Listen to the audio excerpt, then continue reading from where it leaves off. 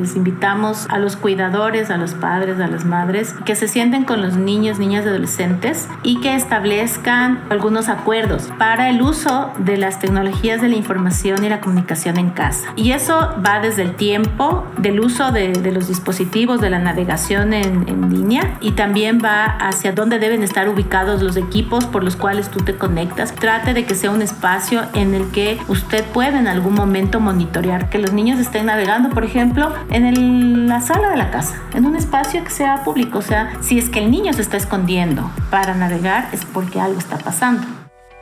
Hola, te doy la bienvenida a un nuevo episodio de ABC de la Sociedad Digital, espacio donde podrás aprender sobre lo más relevante de la cultura digital. Nuestros podcasts semanales te llevarán a descubrir tendencias, evoluciones, culturas, ideas, digitalización, arte y más contenido. Hoy contamos con la presencia de Grace Vázquez. Ella es socióloga especialista de abogacía y protección de niñez. Con ella vamos a hablar sobre cómo explorar el mundo digital con seguridad, con especial atención a niñas, niños y también adolescentes. Bienvenida, Grace, es un placer tenerla aquí con nosotros. Muchísimas gracias, Priscila. A mí me parece un espacio muy interesante para poder compartir y sobre todo que podamos tener espacios de diálogo que van a enriquecer a niños, niñas y adolescentes. Así es. En la era digital en la que vivimos, la seguridad en línea se ha convertido en una preocupación prioritaria, sobre todo para padres, madres, cuidadores primarios y también educadores en todo el mundo. Con el vasto panorama digital en el que los niños, niñas y adolescentes navegan diariamente, la necesidad de protegerlos de los riesgos cibernéticos es más urgente que nunca, Grace. Según datos recopilados por organismos multilaterales como la Organización de las Naciones Unidas para la Educación, la Ciencia y la Cultura, UNESCO, y también la Unión Internacional de Telecomunicaciones, UIT, más del 70% de los niños y adolescentes en todo el mundo están conectados a Internet. Y esta cifra sigue aumentando año tras año. Sin embargo, este acceso ilimitado a la tecnología conlleva riesgos significativos, desde el ciberacoso hasta la exposición a contenido inapropiado. El ciberacoso, por ejemplo, representa uno de los principales peligros en el entorno digital para los jóvenes. A través de plataformas en línea como redes sociales y también aplicaciones de mensajería, los adolescentes pueden ser objeto de acoso, amenazas o intimidación por parte de sus padres, lo que puede tener graves consecuencias para su bienestar emocional y también mental. Por otro lado, Grace, la exposición a contenido inapropiado, esto en línea, también plantea un riesgo significativo para los jóvenes. Este contenido puede incluir imágenes violentas, pornografía o material relacionado con drogas o incluso hasta el suicidio, que puede tener un impacto negativo en el desarrollo y también en la salud mental de los adolescentes. Por eso es fundamental que los adultos supervisen de cerca la actividad en línea de los jóvenes y también proporcionen orientación sobre cómo navegar de manera segura en el mundo digital. Es por eso que explorar y comprender la importancia de la seguridad cibernética infantil y también de adolescentes se vuelve ahora imperativo, no solo para proteger su bienestar, sino también para promover un uso responsable y consciente de las tecnologías desde una edad temprana. Grace, ¿por qué cree usted que es crucial enseñar habilidades digitales básicas desde la infancia? Por ejemplo, como el discernimiento de información, el pensamiento crítico y también la ética en línea. Bueno, desde Childhood nosotros consideramos que es fundamental porque las tecnologías de la información y la comunicación permean todas las acciones que estamos haciendo en este momento como humanidad. Se han globalizado absolutamente y en las zonas urbanas y rurales vemos cada vez con un crecimiento mayor del uso tanto de las redes sociales, pero también del acceso a Internet para temas educativos, sociales, culturales, recreativos, para la comunicación en sí. Entonces, con este acelerado crecimiento del uso de las tecnologías de la información, también hay un crecimiento de los riesgos que conllevan su uso si no se lo hace de forma adecuada. Entonces, las habilidades digitales lo que nos permiten es que precisamente podamos seleccionar información que pueda ser relevante, porque ahorita tenemos muchísimo acceso a información, información de todo tipo, información que inclusive puede ser falsa. Entonces, es importantísimo que además de que podamos tener algunas habilidades para poder seleccionar la información, también podamos desarrollar un pensamiento crítico, es decir, que podamos tener algunas categorías de pensamiento, se llama. Yo digo algunos criterios que nos pueden ayudar a definir si una información puede ser falsa o no, si una información puede causar daño o no, si una información nos va a ayudar en nuestro desarrollo o más bien nos pone en una situación de riesgo o nos incita a hacer algo que puede causarnos daño o puede causar daños a otros. Y ahí en cambio está la ética en línea que tan bien está mencionado. Pero porque además nosotros no solamente consumimos información, producimos información. Entonces, al producir información también necesitamos tener un pensamiento crítico y una ética que nos permita saber que lo que estamos generando para las redes sociales o para otros espacios es información que va a ser útil para otros y que no le va a hacer daño. Claro, es una responsabilidad conjunta, Grace, tanto de los creadores de contenido como las personas que consumen ese tipo de contenido. ¿Hay algún ejercicio básico que se pueda hacer con niños y niñas o tal vez también con los adolescentes justamente para hacer este discernimiento de información? Por ejemplo, saber qué están viendo, qué están consumiendo, que puedan saber los padres, los cuidadores o también los educadores. Sí, nosotros lo que siempre estamos mencionando y trabajando con niños, niñas, adolescentes y con docentes es la contrastación de la información. Si nosotros estamos buscando información, por ejemplo, para hacer un deber del colegio, de la escuela, entonces lo que les decimos es busquen algunas fuentes. Busquen fuentes que sean oficiales. Por ejemplo, páginas científicas o páginas de universidades que estén acreditadas. Sospechemos de información que de pronto nos está diciendo que tenemos que generar discriminación o menosprecio a un grupo determinado de personas, ¿no es cierto? Entonces, porque ojo, esa puede ser información que lo que está buscando es generar procesos de, por ejemplo, odio, como el racismo, la xenofobia. Entonces, esos también son elementos. Por eso siempre decimos, contraste la información de varias fuentes, sospeche de las páginas web siempre, trate de ver cuáles son las direcciones oficiales, sospeche de contenido que puede estar incitándole a hacer cosas o está generando violencia. Y también lo que nos parece muy importante es entender que cuando estamos hablando del uso de las tecnologías de la información para temas educativos, recreativos o de otro tipo, tenemos que también estar muy atentos a la edad. Es decir, niños, niñas, adolescentes menores de 13 años deberían tener una supervisión de adultos el momento que están haciendo uso de las tecnologías de la información y la comunicación. Si hablamos de redes sociales, todas las redes sociales, TikTok, Facebook y otras, están pensadas para adolescentes de 13 años en adelante. Con menos edad, los propios creadores saben que no lo han creado para niños menores de esa edad. Entonces, es importante que tengamos también ese criterio para que acompañemos, si estamos al cuidado de un niño o niña, acompañemos de esa navegación cuando tienen menos de 13 años. Esos son algunos de los criterios que les trabajamos, digamos, con docentes y con padres el momento que estamos hablando del uso de las tecnologías de la información en niñez y adolescencia. Y justamente, Grace, hacia allá iba la otra pregunta, porque ¿cuál es el papel de los padres, de las madres, cuidadores primarios y justamente los educadores en esta promoción de la seguridad en línea? ¿Cómo pueden involucrarse de manera proactiva, también positiva, lo digo yo, porque muchas veces el ejercer tanto control puede generar el efecto contrario en la vida digital de los niños y de los adolescentes? Sí, bueno, nosotros lo que siempre les decimos a los padres y madres es que esta es la primera vez en toda la humanidad, o sea, desde que nos consideramos, digamos, humanidad, que las generaciones más jóvenes, es decir, los niños, niñas, adolescentes, manejan mejor una tecnología que los adultos. Entonces, pero el hecho de que manejen mejor una tecnología no quiere decir que tienen todas las habilidades y sobre todo este pensamiento crítico que se requiere para el uso de esa tecnología. Entonces enfrentamos un gran desafío y un reto, que es generar procesos de diálogo intergeneracional, reconociendo que de pronto mi hijo o mi hija o la persona a la que estoy cuidando, niño o niña, tiene más conocimiento de cómo navegar por las distintas páginas web o también cómo acceder a ciertos sitios, tiene más habilidades de cómo manejar el smartphone, por ejemplo. Es decir, hay una serie de habilidades, técnicas que ayudan en este manejo.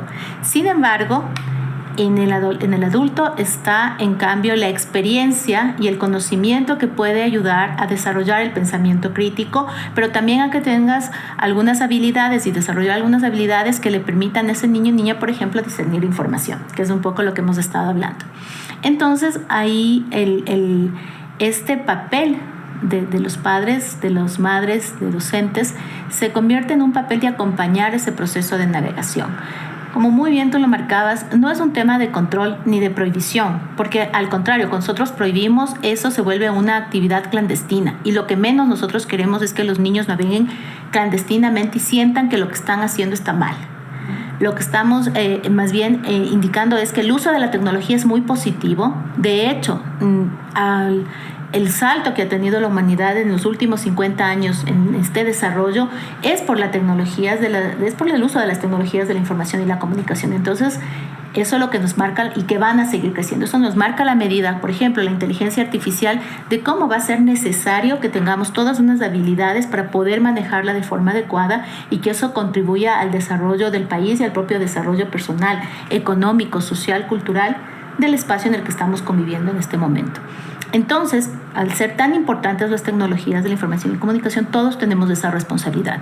A los padres, lo que siempre les decimos es: usted puede colocar, por ejemplo, puede activar en las redes sociales, puede activar en las páginas web, puede activar en el propio entorno digital una serie de controles parentales que le van a permitir a usted tener también un control sobre lo que su hijo está consumiendo respecto a la tecnología, que es importante de acuerdo a su edad, a su grado de desarrollo. Eso es algo que usted puede hacer y no necesita usted estar allí más o menos encima de su hijo controlando todo. También usted puede trabajar, les decimos, con sus hijos y sus hijas, por ejemplo, en el tiempo de la navegación. Una de las cosas que vemos con mucha preocupación es cómo no solamente crece el acceso a la tecnología, sino el tiempo que pasamos navegando. Y eso puede ser muy contraproducente si es que no hay con los niños y niñas y adolescentes un proceso de negociación respecto del tiempo que va a tener efectivamente para realizar las actividades que necesita en el entorno digital, es decir, navegar, comunicarse, buscar información, recrearse, pero también el que necesita para hacer otras actividades de socialización que no necesariamente pasan en el mundo digital.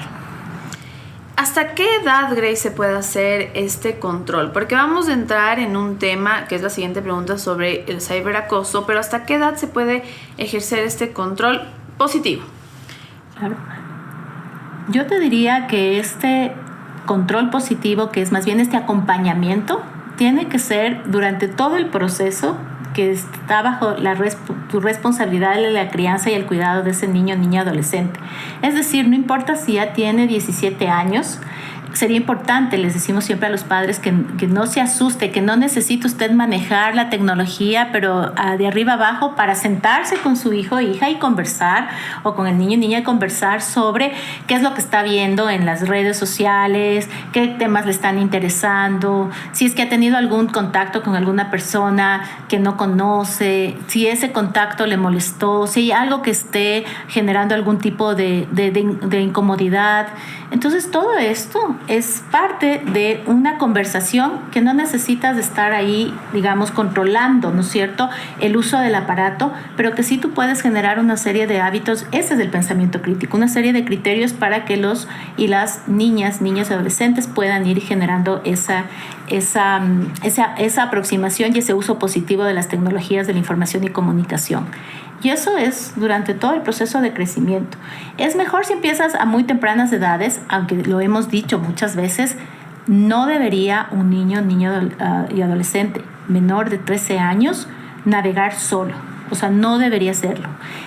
Yo sé que por los temas educativos, del grado de desarrollo, muchas veces les dejamos que estén solos. Sin embargo, el proceso de acompañamiento quiere decir que uno puede sentarse en cualquier momento durante la comida, o durante algún momento en que la familia está reunida, o simplemente en algún momento en que hay ese espacio, a preguntar cómo le va con esa navegación en el Internet. Es como cuando le damos permiso para ir al parque y le preguntamos cómo le fue en el parque, aunque ahora nosotros sabemos, y esto también es algo que decimos, ya los niños no van solos al parque, van acompañados, ¿no es cierto? Entonces es lo mismo. La navegación digital también tiene que ser acompañada. Y entonces puede ser acompañada con estos procesos de diálogo. Importante sobre todo el acompañamiento, Grace, porque yo les hablaba del ciberacoso, que justamente es un problema cada vez más común en la era digital. Según un informe de la UNESCO, aproximadamente 1 de cada 3 estudiantes en todo el mundo ha experimentado algún tipo de acoso en línea, y según la Unión Internacional de Telecomunicaciones, el ciberacoso afecta a más del 30% de los jóvenes que utilizan Internet. Es una cifra alta. ¿Qué consejos prácticos se pueden ofrecer para que los niños, niñas y adolescentes puedan identificar y abordar el acoso en línea? Importante identificar. Sí, la primera acción que es importante para los niños y niñas y adolescentes es que siempre sospechen de alguien que les esté pidiendo información y que, por ejemplo, no conocen. Y ahí va el segundo consejo, que siempre les decimos a los niños y niñas. Trata de que tus contactos, o sea, de que la gente con la que te contactas no solo la conoces en el mundo digital, sino es gente que tú la conoces en el mundo físico. Es decir, no aceptes contactos de desconocidos. Si tú no conoces a alguien que te está contactando por Facebook o por alguna de estas redes, ¿no es cierto? Y que tú sabes, tú no tienes la certeza quién es, no lo aceptes. Porque obviamente ahí hay un riesgo. Ahora, eso es difícil de hacerlo, porque te aseguro que si yo ahorita te pregunto de todos tus contactos que tienes en Facebook o que tienes en Instagram o que tienes en Twitter, si tú a todos los conoces y me dirás no, yo no los conozco en el mundo físico. Entonces, pero para los niños, niñas, adolescentes es importante siempre este consejo. Primero, asegúrate, ¿no es cierto?, de que aquella persona que estás aceptando en tu red social es alguien que realmente lo conoces en el mundo físico.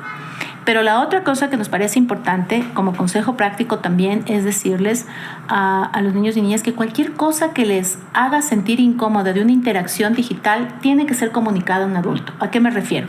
O sea, si tú de pronto estás chateando con alguien y este alguien te hace sentir incómodo de alguna forma porque te está pidiendo información, te está pidiendo fotografías, se está acercando de una forma hacerte preguntas que a ti te incomodan, esa es una primera alerta. O sea, algo está pasando aquí que está mal. Y entonces, porque es como lo mismo que pasa en el mundo físico. Si es que tú estás yendo por la calle y alguien te aborda de pronto y te comienza a hacer un montón de preguntas y te quiere, entre comillas, tocar, tú vas a reaccionar de una forma de protección, que quieres protegerte. Algo similar sucede en el mundo digital. Entonces, es importante también estar muy alertas con ese tipo de información que te puedan estar solicitando. De plano, cuando alguien te solicita información de dónde vives, de con quién vives, de cuáles son tus gustos y comienza a tratar de explorar, y tú juegas fútbol, ¿y dónde juegas fútbol? ¿Y a qué horas tú estás jugando el fútbol? ¿A qué hora sales de la escuela? A mí me gustaría verte, entonces, ¿tú dónde estudias? Ese tipo de información de índole personal de un desconocido es una alerta inmediata de que algo puede sucederte. Entonces eso es importantísimo. Y el tema del ciberacoso que sucede en el mundo virtual, que afecta de forma muy grave la salud mental, es una reproducción del acoso que tú puedes sentir, por ejemplo, en el espacio educativo o en la calle. ¿Qué quiere decir esto? Que agresiones, insultos, mensajes de odio, mensajes que te menosprecian, información que te puede hacer sentir vulnerable, un meme en el cual se están burlando de ti. Todos estos tipos de mensajes que son acoso tienen que ser inmediatamente reportados, es decir, tienes que avisarle a un adulto de confianza que te está sucediendo eso, que alguien te está mandando mensajes que te están haciendo sentir mal, que están afectándote, para que se puedan hacer las acciones del caso, como el bloqueo, por ejemplo. Se puede bloquear a esta persona que está generando esta información, o que también puedas, si es que es una persona que se conoce en el mundo físico, también los adultos puedan abordar a esa persona y parar esta situación de violencia. Claro, y hay normativas y leyes también que pueden acompañar ciertas acciones. Hablábamos del tema del tiempo, Grace, que es súper importante porque va dentro de establecer límites digitales y es justamente para promover un equilibrio saludable entre la vida digital y la vida real. ¿Qué estrategias recomienda usted para establecer estos límites, pero que sean efectivos? A nosotros nos funciona muchísimo un acuerdo familiar. Siempre les invitamos a los cuidadores, a los padres, a las madres, que se sienten con los niños, niñas y adolescentes y que establezcan algunas normas o reglas o algunos acuerdos, pero se llama acuerdo familiar, para el uso de las tecnologías de la información y la comunicación en casa.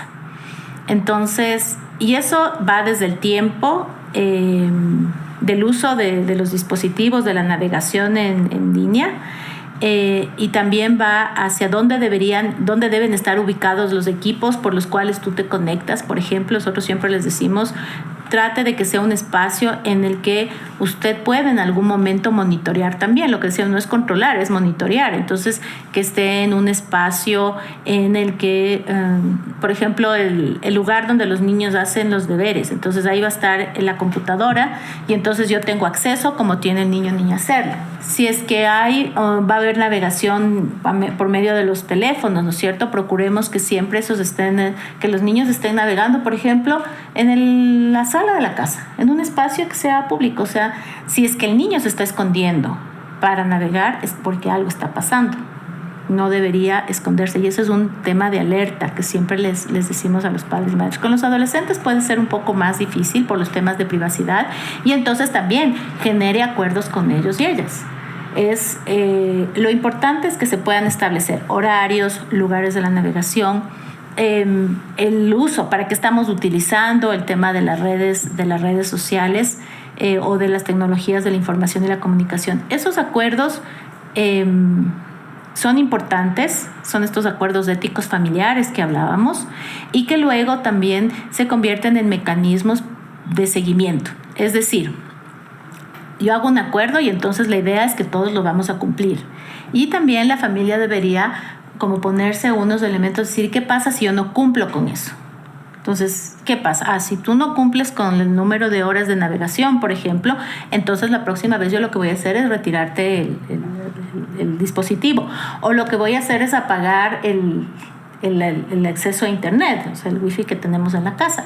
O simplemente, y nos ha pasado en las zonas rurales, porque en las zonas rurales los niños también comparten, por ejemplo, y navegan desde el teléfono de sus padres, porque es el único dispositivo al que tienen acceso. Entonces ahí también vas generando unos acuerdos con ellos de decir, bueno, vas a tener 1 hora, vas a tener 2 horas para información para tus deberes, para conectarte a una clase o para también poder comunicarte con tus amigos.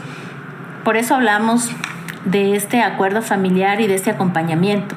Pensar que tú haces un acuerdo y luego dejas ese acuerdo sin ningún tipo de acompañamiento, va a ser difícil que se cumpla.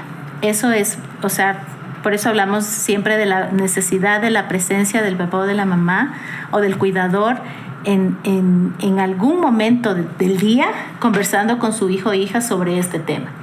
Y lo otro que también les decimos muchísimo a los padres para promover este equilibrio saludable es que los hijos e hijas, sobre todo los más pequeños, pero igual los adolescentes, aprenden del ejemplo que nosotros les damos.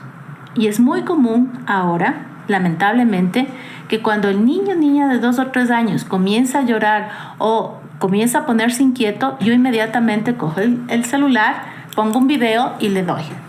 Y me desentiendo. O tengo 2 celulares, le doy el celular y yo sigo chateando en el mío y me desentiendo. Entonces también ellos aprenden de esas prácticas. Entonces también fundamental, si yo voy a poner un acuerdo con mis hijos del tiempo de navegación o de las actividades que voy a hacer en línea, el primero que tiene que cumplirlo es este cuidador, este papá, esta mamá, y eso es un acuerdo que no solamente le estamos diciendo tú tienes que cumplirlo, sino yo también lo voy a cumplir. Y la otra es que si queremos un equilibrio saludable entre la vida digital y la vida real, tenemos que generar actividades familiares en la vida real. Es decir, actividades en las que yo comparto o actividades también que el niño o niña puede hacer en la vida real y que también lo van de alguna forma a desconectar de la vida digital. Hacemos una pequeña pausa para invitarte a conocer más sobre empleabilidad, cultura digital, educación, voluntariado, oferta de cursos gratuitos y más en www.fundaciontelefónica.com.es. Continuamos con el episodio. Claro, es una responsabilidad muy grande también que tienen los padres, los cuidadores o los educadores. ¿Existen herramientas o foros, Grace, que puedan facilitar un aprendizaje continuo tanto para los cuidadores, para los padres, los educadores, que sepan cómo llevar este acompañamiento, que puedan generar ese ambiente de confianza y apoyo entre padres, niños y adolescentes? Sí, tenemos varios sitios. Yo reconozco, por ejemplo, que Fundación Telefónica tiene un espacio virtual muy interesante donde pueden acceder padres, madres, cuidadores, docentes, inclusive los propios niños, niñas, adolescentes, de información que puede ser muy útil para fomentar estos espacios de diálogo. También Child Fund International tiene una página web en donde también se pueden descargar precisamente estas guías, ¿no? De cómo hacer paso a paso estos acuerdos parentales, cómo poder también activar controles parentales, cómo establecer un diálogo. Varias preguntas siempre les decimos a los padres. Cuando yo trabajo con padres y madres les digo, primera pregunta, ¿usted sabe con quién está chateando su hijo? Y entonces, cuénteme. No lo sé. Ya, perfecto. Entonces, la próxima vez que le vea a su hijo o hija, pregúntele. Oye, cuéntame con quién estás chateando. No me estoy metiendo en tu vida, pero sí me gustaría saber porque es una persona que está presente ahí, ¿no es cierto? Y es como que le dejamos al niño o niña en la calle solito que converse con alguien. No es así, ¿no es cierto? Tenemos que ir acompañando ese proceso. Cuando trabajo con niños y niñas, yo también les pregunto directamente, ¿sabes con quién estás chateando? Y muchas veces me dicen, sí, es con mi amigo con el que me llevo bien en el colegio. O a veces me dicen, no, es una persona que me contactó. Ya, perfecto. Entonces comienzas a hacer un diálogo con varias preguntas. Todo esto, más varios otros consejos, pueden encontrarlos en algunas de las páginas web que he mencionado, pero también que también tienen videos y algunos espacios de diálogo que pueden establecerse con personas que tienen conocimientos, psicólogos educativos, pero también otras personas que han trabajado estos temas y pueden acompañar ese proceso.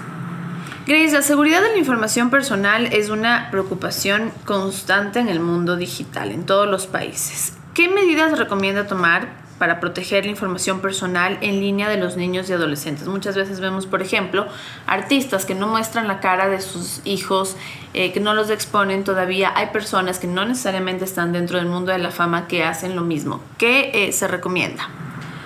Lo primero es diferenciar entre qué es lo público, lo privado y lo íntimo. Eso es algo que hay que trabajar con niños, niñas, adolescentes, con padres y madres. ¿A qué nos referimos con esto? Toda la información que yo pongo en una red social se vuelve pública. Así le ponga controles y le ponga restricciones para que solo la vean conocidas. El momento que yo subo una fotografía o algún tipo de información de mi familia a un espacio virtual, ya lo estoy poniendo en el espacio público. Entonces, lo que les decimos muchas veces a los padres y madres es que analicen 3 segundos, muy bien, la información que están poniendo en línea. Y es igual a los niños y niñas, solamente con la diferencia que les decimos que piensen siempre en su huella digital.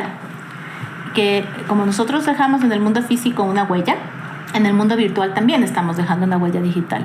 Y es pensar siempre cómo queremos que nos vean y nos recuerden. Vamos dejando una historia, un histórico en el mundo digital y queda registrado. Entonces, el primer consejo es qué información yo quiero que sea pública de mi familia. Y cuando uno se pone a preguntar qué información quiero que sea pública de mi familia, es muy poquita o ninguna. Voy a explicar por qué. Muchas personas, delincuentes sobre todo, acceden a redes sociales de las personas para conocer dónde viven, qué actividades hacen, qué lugares frecuentan, qué temas que tienen, y entonces se vuelven en blancos. Si yo en mi red social, todos los días, en redes sociales, en la que sea, yo publico fotos de mi casa, fotos de la escuela, del colegio donde está mi hijo o hija, fotos con el uniforme de él, los lugares que frecuento donde estoy comiendo, información del auto que tengo, dónde trabajo, le estoy dando acceso a personas que no conozco y que pueden hacer mal uso de esa información, temas que son personales. Por eso hablamos siempre de que puede ser público. Eso es la primera. Y la otra es saber que hay información, y eso también hay que trabajar con los niños mucho, esta información privada y esta información íntima. De plano, la información íntima, que es información muy personal, por ejemplo, tiene que ver mucho con mi cuerpo y con mi integridad, es información que nunca debería ser puesta en las redes sociales, ni en ningún tipo de dispositivo. Es decir, que puede inclusive ser hackeado. Entonces, esa es información íntima.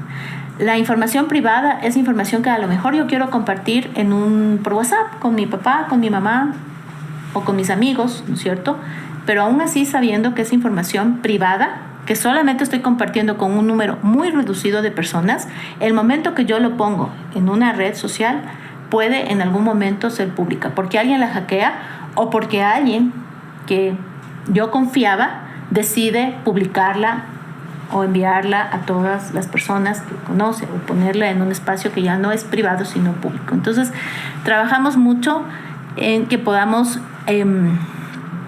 diferenciar lo público, lo privado y lo íntimo de información que yo genero y que tiene que estar en el entorno digital.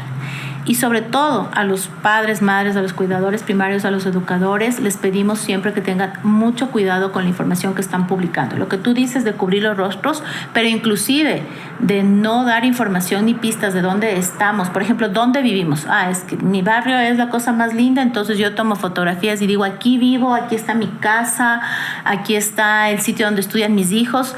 Me estoy yendo de viaje, entonces pongo todas las fotos de estoy ahorita fuera de casa. Es información que puede ser utilizada por personas para secuestros, puede ser utilizada para robos de la casa y puede ser utilizada para chantajes, es decir, puede ser mal utilizada de un montón de formas, pero sobre todo estamos generando vulnerabilidades para los niños y niñas. Por eso es muy importante también la educación, Grace, y por eso también Fundación Telefónica Movistar Ecuador, mediante su programa Pro Futuro, cuenta con una gama de cursos formativos diseñados para docentes de todos los niveles educativos. Esto con el objetivo de impulsar sobre todo el desarrollo de nuevas competencias digitales, también habilidades para la vida y fortalecer la práctica pedagógica. Pero además, como parte del laboratorio de experiencias Futurnautas, visitan unidades educativas llevando una experiencia lúdica que permite la reflexión y también el desarrollo de pensamiento crítico, lo que ya hablábamos. Esto frente a las tecnologías para promover un uso seguro y crítico de Internet. ¿Cuáles recursos adicionales sugiere Grace para aquellos que deseen ampliar el conocimiento sobre seguridad cibernética infantil y también adolescente, más allá de los contenidos ofrecidos en los cursos? Bueno, tenemos varias herramientas que están a disposición. Yo voy a mencionar en la página de Childfund, www.childfund.org. Tenemos una página de Naveguemos Seguros donde hay además una serie de videos que son muy cortitos, en donde puedes tener información de cómo configurar, cómo nuestras cuentas pueden ser configuradas con mecanismos de seguridad y entonces con privadas, y así puedo volver más seguras la información que estoy compartiendo, produciendo o consumiendo en estas redes. También es importante regresar a algo que puede ser muy obvio, pero los recursos adicionales tienen mucho que ver con, por ejemplo, sentarme con mi hijo o hija a dialogar. Darnos 10 minutos de diálogo al día, preguntando cómo está su vida, cómo le fue, qué hizo con sus compañeros, compañeras del día de hoy, si vio alguna cosa interesante en Internet, qué aprendió de nuevo. Eso puede ser mecanismos también para generar conocimientos sobre seguridad cibernética infantil y adolescente en línea. Y también, y aquí es un recurso muy importante, en las propias redes sociales, hay algunas páginas web a las que también podemos acceder y que podrían proporcionarnos información respecto sobre todo de controles parentales y de otras herramientas que pueden programarse. y ya. Si todo esto se agotó, también pueden buscar la ayuda de personas que sean expertas en los temas de ciberseguridad, que existen también en el Ecuador. Hay varios expertos que podrían asesorar también respecto de qué hacer para ampliar este conocimiento de seguridad cibernética. Una de las dificultades que tenemos en el Ecuador es que existe una gran brecha en el conocimiento, en lo que nosotros llamamos cultura digital. Entonces ahí también hay una responsabilidad de que usando las mismas tecnologías de la información podemos generar un mayor conocimiento. Un consejo final, Grace, para padres, madres, cuidadores primarios y también educadores que deseen proteger a los niños, niñas y adolescentes del entorno digital que está en constante cambio. El primero es infórmese, o sea, busque información. Use las redes sociales precisamente y las tecnologías de la información y comunicación para buscar información que le pueda ayudar a entender mejor cómo está cambiando el entorno digital y qué acciones puede usted como padre, madre hacer para proteger a sus hijos, hijas, o a los educadores también, cómo pueden hacer para generar una cultura digital, un mayor conocimiento. Pero el otro, y que creo que es muy importante, converse con su hijo o hija, y si él le dice que algo le está incomodando o se está sintiendo mal, créale. Y la otra, esté como muy atento a algunos cambios de comportamiento que podrían tener los niños y niñas. Si tiene miedo antes usaba el dispositivo, el smartphone, o se conectaba a la computadora y ahora tiene miedo, no está durmiendo bien, no está comiendo, se siente angustiado, le ve que está alterado, hay algún cambio de comportamiento, deja ciertos hábitos que antes hacía muy recurrentemente, no quiere ver a sus amigos o amigas, se siente temeroso frente a algunos temas. Cualquier cambio de comportamiento, sueño, hambre, es un síntoma de que algo está pasando. Préstele atención a esos síntomas. Si su hijo le dice que está algo pasando y se siente mal, créale y busque apoyo, ayuda. Si es que encuentra algún contenido que pueda ser perturbador, repórtelo también. Y si es que hay una situación de violencia que se está produciendo y que usted identifica o detecta, denúncielo inmediatamente a la fiscalía, por ejemplo, ¿no? En el Ecuador estamos teniendo casos, cada vez van creciendo los casos de uso de imágenes con contenido sexual de niños, niñas y adolescentes. Lo que se conoce y que no está bien dicho de pornografía infantil. Mucha de esos contenidos ya se están produciendo en el Ecuador y lo están produciendo adultos que de forma delictiva, a través del grooming, están captando a niños, niñas, adolescentes a través de las redes. Entonces, por eso la importancia de estar muy atentos tanto a los cambios que puedan haber en el comportamiento y en las actitudes y aptitudes de los niños y niñas, como en las cosas sospechosas que yo puedo encontrar. Y entonces, busque información, converse con sus hijos, créale si les dice algo, y si es que hay alguna acción sospechosa, busque ayuda, repórtelo o denúncielo. Agradecemos mucho a Grace Vázquez. Ella es socióloga, especialista de abogacía y también protección de niñez. Con ella hemos hablado acerca del mundo digital, pero con seguridad, enfocados en niños, niñas y adolescentes. Gracias, Grace, por compartir con nosotros su conocimiento y brindarnos información clave para explorar este mundo digital con seguridad.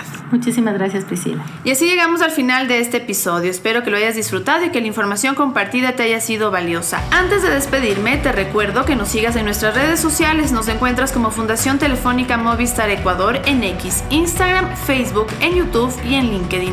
Puedes conocer más sobre los cursos para docentes y el innovador laboratorio de experiencias Futurnauta, que promueve la apropiación social de las tecnologías.